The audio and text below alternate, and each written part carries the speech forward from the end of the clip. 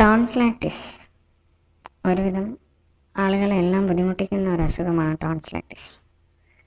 ഇത് സുഖപ്പെടുത്താൻ മുയൽ ചെവിയൻ കൊണ്ട് സാധ്യമാകും.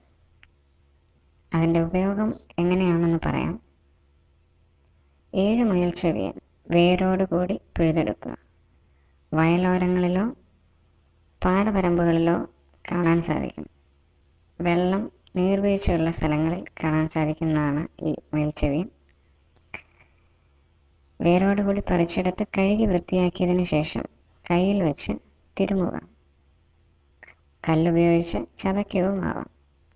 നീരോടുകൂടി തലയുടെ ഉച്ചിയിൽ, തലയുടെ മധ്യഭാഗത്തായി വയ്ക്കുക. രാവിലെ 8-9 മണിയോടുകൂടെ തന്നെ ചെയ്യാം. ആ ചതച്ചതിൻ്റെ ബാക്കി ചണ്ടി മൂക്കിൽ വെച്ച് ശ്വാസം ഉള്ളിലേക്ക് വലിക്കുക.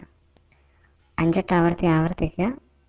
വീണ്ടും 1-2 മണിക്കൂറിന് ശേഷം ആ വെള്ളം വറ്റുന്നതിന് മുമ്പ് അതിലുള്ള മണം അതുപോലെ തന്നെ മൂക്കിലൂടെ വലിക്കാൻ ശ്രമിക്കുക.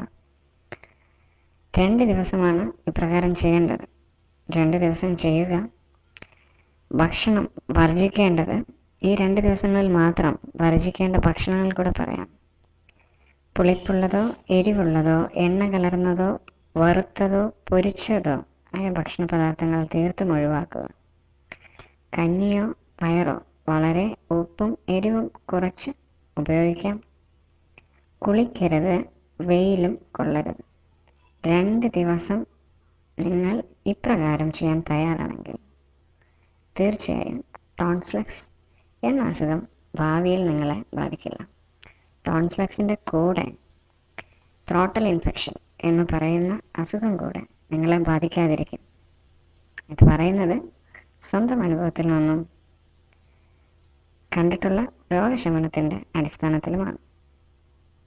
വളരെ വിശ്വാസത്തോടു കൂടി ചെയ്യുക. തീർച്ചയായും മാറും.